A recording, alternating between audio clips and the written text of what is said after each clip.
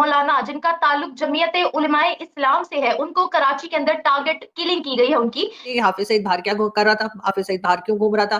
कहा तो यही जाता है हमें कि जी हाफिज सईद को हमने अरेस्ट कर लिया है, हाफिज सईद को 31 ईयर्स के लिए जेल कर दिया है। लेकिन वो जो एक हमला हुआ जिसमें वो कहा गया कि जी वो और उसका जो भतीजा है वो मार दिया गया है और वो जिंदा है, फिर वो कहा गया ये तो कोई सिंधी था जिसको मार दिया गया, जो भी था। और बहुत सारी और जगहों पर इंडियन एजेंट्स घुसे हुए हैं, जिनके हवाले से ना तो वाघा बॉर्डर पे कस्टम्स कोई चेक करता है, ना ही कि जिस टेररिस्ट की मौत हुई है वो मास्टरमाइंड कहा जा रहा है कि आज पकड़ा जाना था लेकिन वो फरार हो गया। उसके बाद ये मेरे ख्याल में शायद वो एक कमजोर सूरत हाल है जब वो जाते हुए इजी टारगेट इस तरह के लोगों को चुनते हैं जिसके नतीजे में इम्पैक्ट बढ़ा है। कश्मीर जाना चाहेंगे जिहाद के लिए? इंशाल्लाह जरूर। तो आपने भी तो वही सर एक ये जो अलग है वो अलग है। शहीद होंगे जन्नत में जाएंगे सीधा। हिंदुओं को मारना स्वाब है। कह रहा ना, इंडिया का मीडिया बड़ा चीख चीख के कह रहा है हाफिज सईद साहब को पाकिस्तान की अदालतों ने कोई इल्जाम नहीं ठहराया। पाकिस्तान की गवर्नमेंट, पाकिस्तान की सिक्योरिटी एजेंसी नाकाम क्यों क्यों हो रही है? क्या वहाँ पे फिर ऐसी मॉडर्नाइजेशन नहीं है? क्या वहाँ पे लोकल सोर्स नहीं है? क्या वहाँ पे तो उसको जी कहा जा रहा है कि वो मारा गया है, मगर बात सारी ये कि हाफिज सईद बाहर क्या कर रहा था, हाफिज सईद बाहर क्यों घूम रहा था?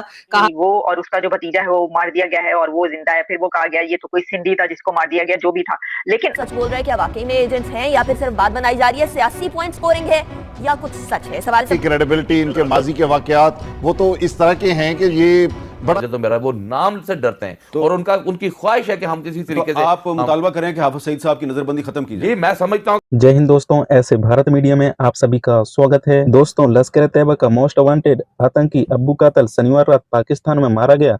पंजाब राज्य में अचानक हमलावरों ने गोली मारकर उसका हत्या कर दिया है। इसको लेकर पाकिस्तान मीडिया में काफी ज्यादा चर्चा का विषय बना हुआ है और पाकिस्तान का मीडिया अब ये बोलना चालू कर दिया है कि पाकिस्तान के अंदर जितने भी कत्ल हो रहे हैं वो भारत करवा रहा है, वो रॉकेट साजिश है और भारत की साजिश है। दरअसल अब्बू कातल 26/11 मुंबई आतंकी हमले का मास्टरमाइंड हाफिज सईद का करीबी भी था और इसके अलावा जम्मू कश्मीर में कई हमलों की साजिश रचने के लिए जाना जाता था। मुंबई में हुए 26/11 आतंकी हमलों का मास्टरमाइंड और लश्कर तैयबा का चीफ हाफिज सईद पाकिस्तान के जेल में नहीं रह रहा और पाकिस्तान का मीडिया भी ये खुलासा कर रहा है कि वो खुलेआम घूम रहा है। आप लोग को वीडियो के हाईलाइट में देखने को मिला होगा दोस्तों, किस प्रकार पाकिस्तान का मीडिया अब ये आरोप लगाना चालू कर दिया है कि पाकिस्तान में जितने भी हमले हो रहे हैं वो सब भारत की साजिश है और रोक करा रहा है। और ये वही अब्बू कातल है जिसने हाफिज सईद ने जम्मू कश्मीर पर बड़े हमले करने की जिम्मेदारी अब्बू को दिया था और हाफिज ने ही अब्बू को लश्कर का चीफ ऑपरेशन कमांडर बनाया था। हाफिज सईद ही अब्बू को ऑर्डर देता था, जिसके बाद से ही कश्मीर में बड़े बड़े हमलों को अंजाम देता था। अब्बू कातल को अचानक हमलावरों ने गोली मारकर हत्या किया है। इसको लेकर पाकिस्तान का मीडिया अब भारत पर आरोप लगाना चालू कर दिया है और पाकिस्तान का मीडिया और पाकिस्तान का सरकार बोलता था कि हाफिज सईद पाकिस्तान के अंदर नहीं रहता, लेकिन अब पाकिस्तान का पोल खुल गया है पूरी दुनिया के सामने और पाकिस्तान का मंत्री से लेकर पाकिस्तान के मीडिया भी बोलना चालू कर दिया है कि पाकिस्तान में जितने भी कत्ल हो रहे हैं सब भारत करा रहा है। तो आप लोग दोस्तों ये पाक मीडिया रिएक्शन पूरा अंत तक जरूर देखिएगा। पाकिस्तान मीडिया से इस पे क्या प्रतिक्रिया आता है और कमेंट में अपना राय लिख के जरूर शेयर करना। कि हाफिज सईद के बाजू लश्कर तैयबा के हाफिज सईद लीडर जो थे उनके बाजू अबू कत्ल उनको कत्ल कर दिया गया और इंडियन मीडिया पर भी बहुत खुलकर ये बात बोली जा रही थी कि रो ने घर घुस कर मारा।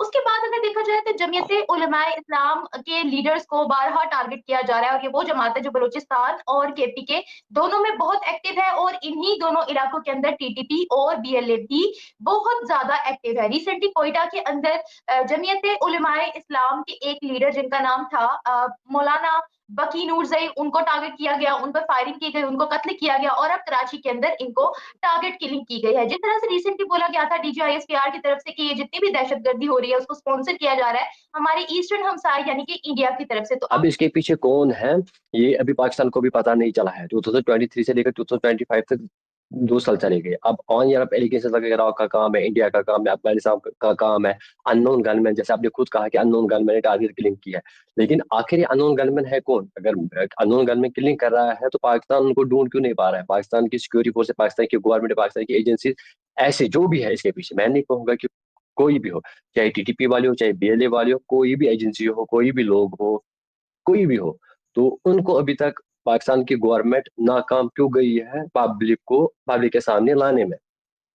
उलमाओं की किलिंग हो रही है, वहां पे लोकल्स की किलिंग हो रही है, अत्याचार हो रहा है। अननोन गन में हाफिज सईद पे जो आतंकी है उस पर हमला हुआ, उसके जो राइट हैंड उसको भी मारा गया। आखिर कौन कर रहा है वहां पे? देखिए, रॉ का काम है तो आप प्रूव कर लीजिए कि भारत से कोई है, भारत से किसी ने किलिंग किया है या भारत ने स्पॉन्सर किया है, ठोस सबूत लेके सामने आई है। ऑनियन एलिगेशन तो किसी पे भी लगा सकते हैं, मैं भी किसी पे एलिगेशन लगा सकता हूँ, लेकिन अगर किलिंग हो रही है, आप भाईजान, आपकी गवर्नमेंट है, आपकी सिक्योरिटी एजेंसीज है, आपकी ISI एजेंसी है, आपके दूसरे डिपार्टमेंट्स है, आपकी सिक्योरिटी फोर्स, आपकी आर्मी है। एटलीस्ट अगर ये अननोन गनमैन है, आखिर ये अननोन क्यों रह रहे हैं, ये नोन क्यों नहीं हो रहे हैं? कौन है इसके पीछे, कौन किलिंग कर रहा है, पकड़ लीजिए।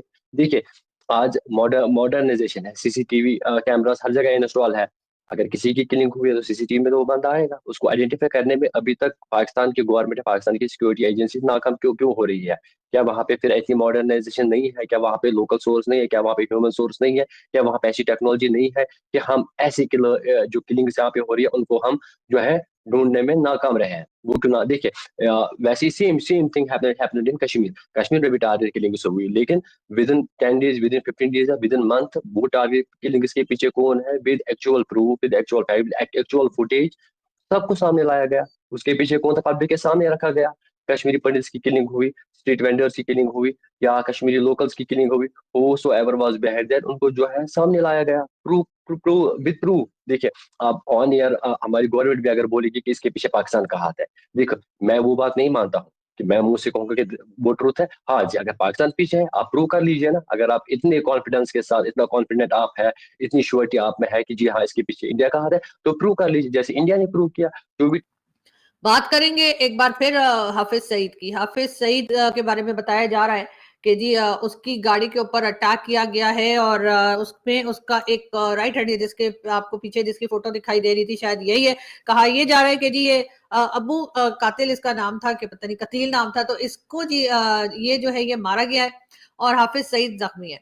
हाफिज सईद गाड़ी में बैठकर कहाँ गया था, हाफिज सईद बाहर क्यों घूम रहा था, ये एक बहुत बड़ा सवाल है जिसके ऊपर यकीनन जो है अथॉरिटीज को और गवर्नमेंट को जवाब देना चाहिए कि हाफिज सईद के ऊपर अगर कोई अटैक हुआ है, अननोन गनमैन ने अटैक किया है और हाफिज सईद उस कहा जा रहा है उस अटैक में जख्मी हो गया है, लेकिन उसके साथ ही एक जो था, यानी कि उसका जो कह लीजिए राइट हैंड, तो इनके इतने राइट हैंड होते हैं, मुझे लगता है लेफ्ट हैंड है ही नहीं इनका कोई, तो उसको जी कहा जा रहा है कि वो मारा गया है। मगर बात सारी है कि हाफिज सईद बाहर क्या कर रहा था, हाफिज सईद बाहर क्यों घूम रहा था।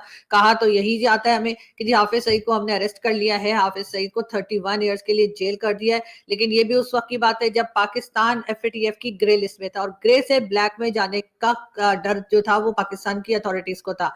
उस वक्त जी उनको दिखाने के लिए, उनको बताने के लिए जो है वो किया ये गया कि हाफिज सईद को अरेस्ट कर लिया गया और उसको कहा गया जी 31 ईयर्स की जेल है, लेकिन जेल नहीं है, वो हाउस अरेस्ट है। अब बताया गया कि जब कुछ दिन के बाद उसी वक्त कुछ टाइम के बाद जब हाफिज सईद के घर के बाहर ब्लास्ट हुआ तो कहा गया जी हाफिज सईद भी घर में था, तब लोगों को पता लगा कि हाफिज सईद तो जेल में है ही नहीं, हाफिज सईद तो घर बैठा हुआ है।